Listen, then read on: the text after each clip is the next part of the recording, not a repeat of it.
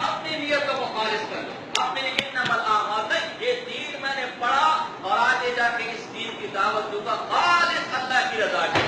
ورنہ یہ 8 سال آپ نے رائے گا گزارا. فرمایا قیامت کے دن اللہ کے دربار میں ایک عالم آئے گا، حافظ آئے گا، قاری آئے گا.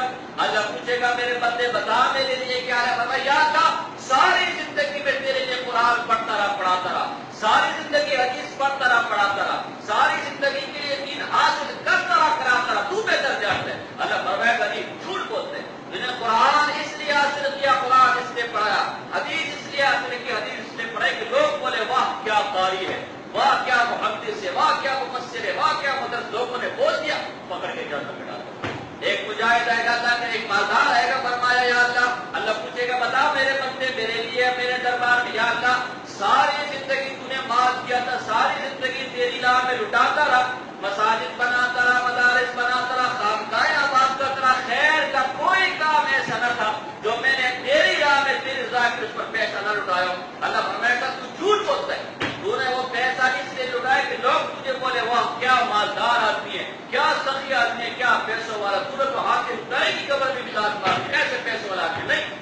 تو نے اس خرچ کے لیے پیسہ لٹایا تھا، میری رضا کے لیے پیسہ نہیں لٹایا تھا. جا تو بھی جنت میں دفع ہو جا. اور مجاہد ہے یا اللہ تیری رضا کی خاطر میں نے اپنا گھر چھوڑا، بار چھوڑا، بیوی بچے چھوڑے، ان کی محبت کو چھوڑا، گھر کی آسائش کو چھوڑا. تیری رضا کے لیے میں نے گھر کی نام و نعمت کو چھوڑ کر تنگی میں گیا، گرمی برداشت کی، سردی برداشت کی، سوکھا برداشت کیا، تیری خاطر تکلیفیں برداشت کرتا رہا یہاں تک کہ جان بھی تیرے نام کر دوں. اللہ فرمائے گا جھوٹ بولتے ہیں، تو نے یہ سب کچھ اس لیے کیا کہ لوگ بولے واہ کیا کمانڈر ہے، واہ کیا مجاہد ہے. لوگوں نے بول دیا جاؤ اس کو بھی کر دیا.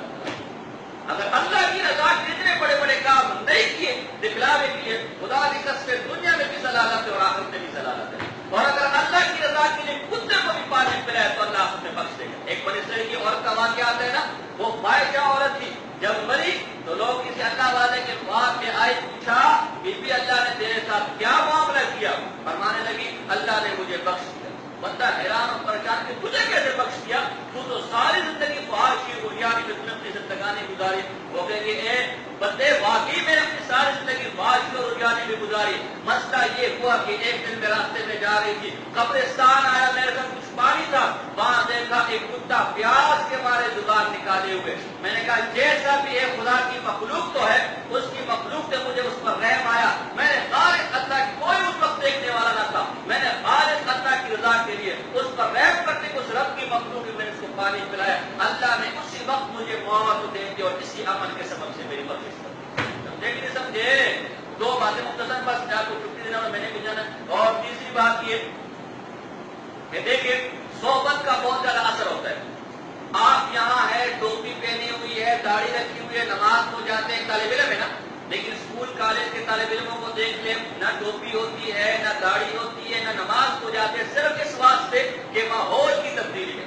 ان کو نہ نماز والا ماحول ملا، نہ روزے والا ماحول ملا، نہ داڑھی والا، نہ ٹوپی والا. وہ ماحول نہ ہونے کی وجہ سے ان پر ہمیں پر اور کوئی مسئلہ نہیں. آپ کی طرح وہ بھی انسان ہے، آپ کی طرح وہ بھی کھاتے، آپ کی طرح وہ بھی پیتے. تو مسجد تعلیم فرماتے ہیں صحبت سالے رات رات سالے کنن، صحبت تالے رات رات تالے کنن. اور سالے کی صحبت تجھے سالے بنا دے گی اور بدماش کی صحبت تجھے بدماش بنا دے گی. حضور کی حدیث ہے کہ برے آدمی کی صحبت وہ کوئلہ بیچنے والے کی طرح ہے، اگر تم کوئلہ نہ ملو تو اس کی کالا کچھ نہ کچھ پہنچ جائے گی. اور اچھے آدمی کی مثال مشک بیچنے والے کی طرح ہے، خوشبو بیچنے والے کی طرح ہے، اگر تم مشک اور خوشبو نہ ملو تو اس کی کچھ نہ کچھ خوشبو پہنچ ہی جائے گی.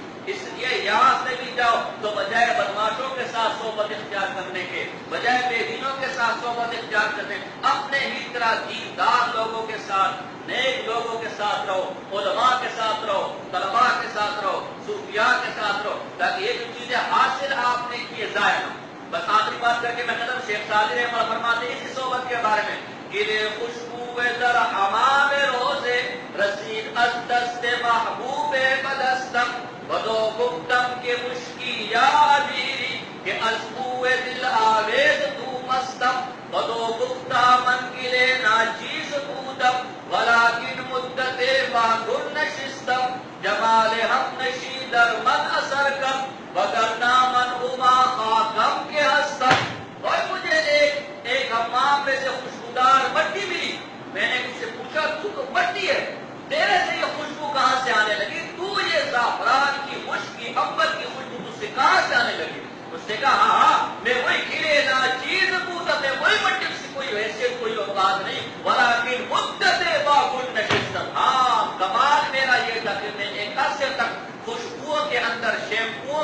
تصاوروں کے اندر رہی ہوں. جمال ہم نشی در من اثر کا مگر نہ من ہما خاطر کی اسلم. اس میرے ساتھی نے جو میرے ساتھ وہ خوشبوئیں رہی ہیں ان کا اثر میرے اندر آ گیا. آج ان کی صحبت سے میں بھی خوشبودار ہو گیا ورنہ میں تو مہینہ پیڑ پڑتی. اس لیے صحبت خوشبودار اختیار کرے, صحبت اچھی اختیار کرے تاکہ اس صحبت کے ساتھ آپ میں بھی خوشبو رہے.